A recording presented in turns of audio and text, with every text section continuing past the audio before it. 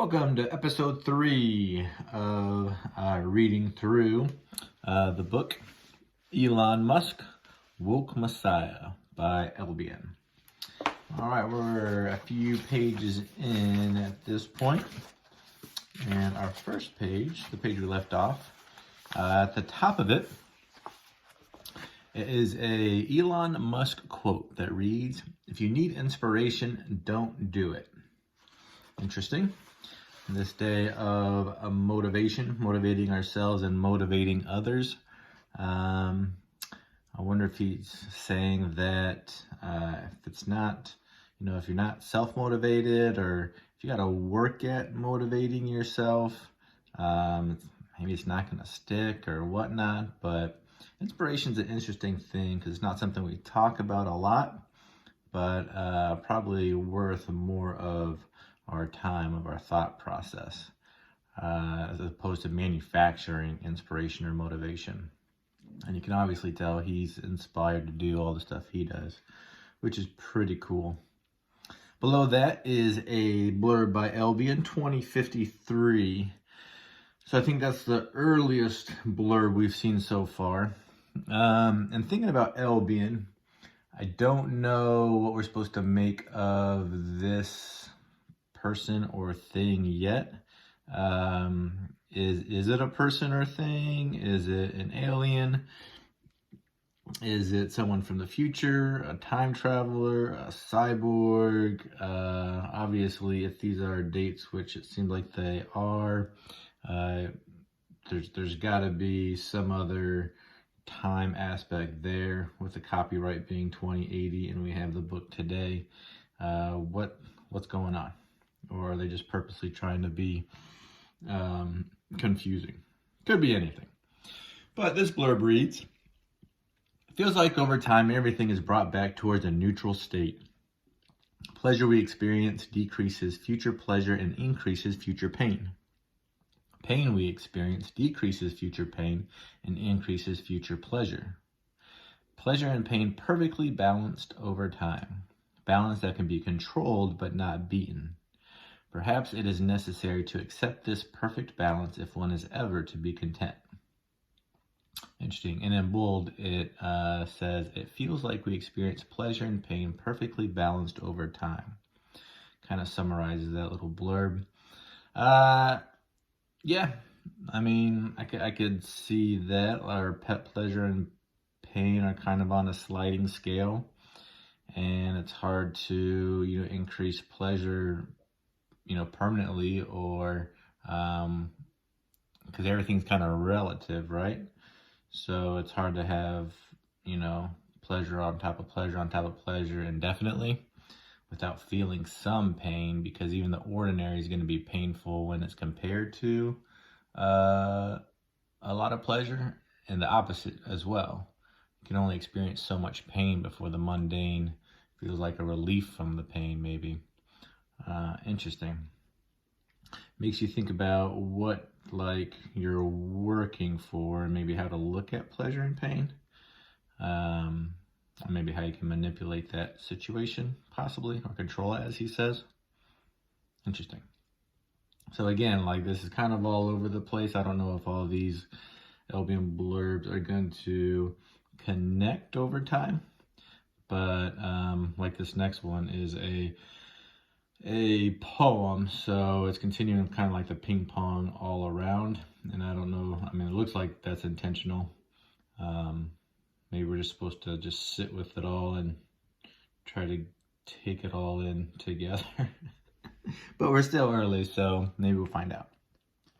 This poem is entitled "Obliviously Honest," and it reads, "I, Elon, cannot tell a lie.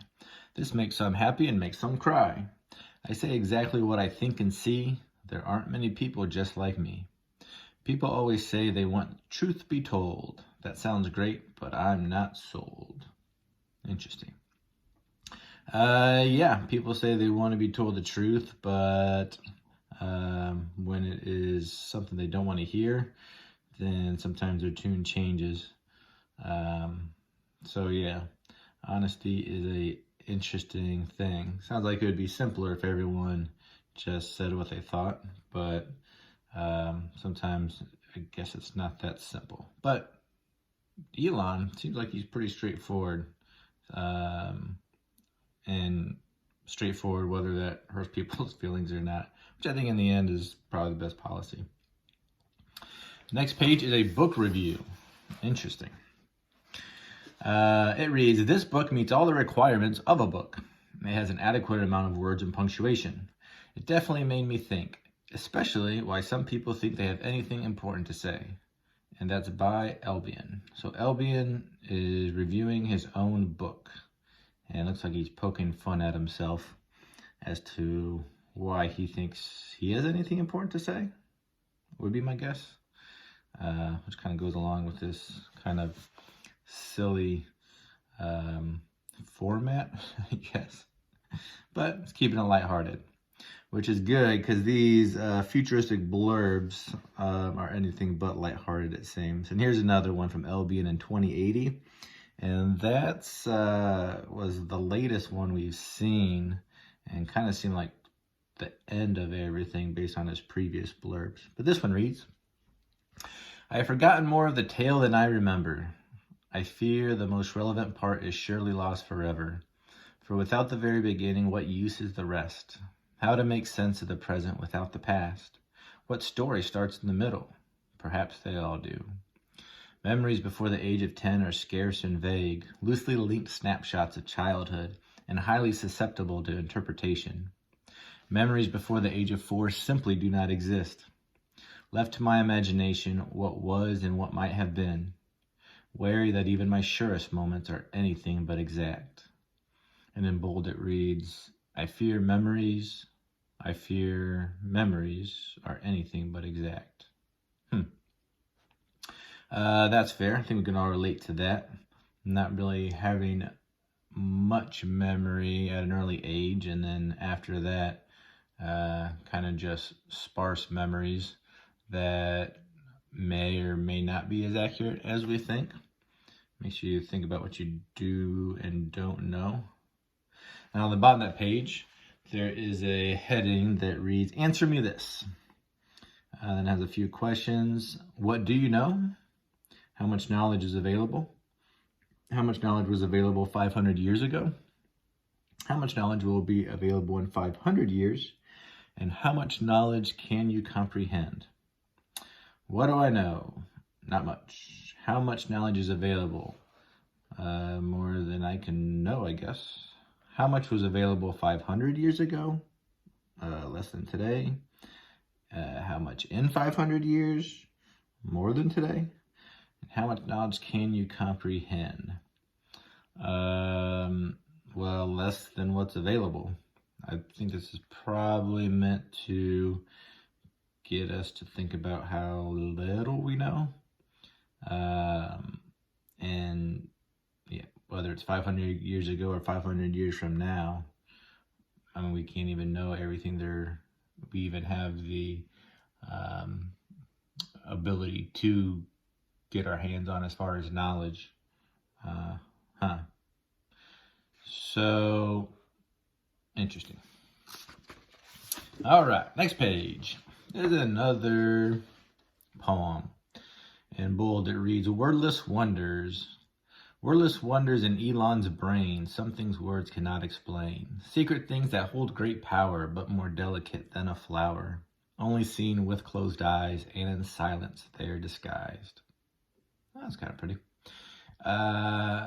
Yeah, I think we all probably think of things that are hard to maybe communicate with language accurately anyways. And probably more so in Elon's brain. Below that is an Elbian blurb from 2037. Oh, this might be the earliest one we've seen so far. It's only in 15 years. And it reads, the human mind is the final frontier of scientific exploration. Painfully secretive in operation, memories fade in and out. Memories affect other memories. Memories disappear. Waves of time wash over and erode memories. Memories are our foundation of self, sandy and unsteady at best. Our mind is much more complex than we are aware, terribly humbled by the awesomeness of it all. That kind of goes with that poem in the last blurb, but yeah, our memories are, they change and they're limited. Something to think about when we're thinking about ourselves and others, I suppose. Below that is the heading, Answer Me This again. It reads, if Elon is the Messiah, then who or what is God? What is his message? Who are his disciples and what miracles has he performed? Who is trying to crucify him and will he be resurrected? Is Mars heaven or hell? Interesting. So, like the front of the book, Woke Messiah. If Elon is the Messiah, then who or what is God? So are they asking who his father is or who his creator is? I don't know. What is his message? What's Elon's message? Well, I think he's talked about kind of what his goals are. Trying to answer some of the big questions and procure as much knowledge as possible. His disciples are pretty obvious, the people that follow him and his products and his companies. The miracles he's performed are, I'd say it's fair to say he's had a number of engineering miracles. Who is trying to crucify him? Well, despite it not being obvious why, he definitely has some detractors, probably people whose financial interests are opposite of his, or people who have differing ideals. And will he be resurrected? I guess if he is crucified. My money's on yes. Even if someone were able to slow him down, my gut feeling is that in the end he's going to be successful in just about anything he does. And finally, is Mars heaven or hell? Well, maybe neither, maybe both.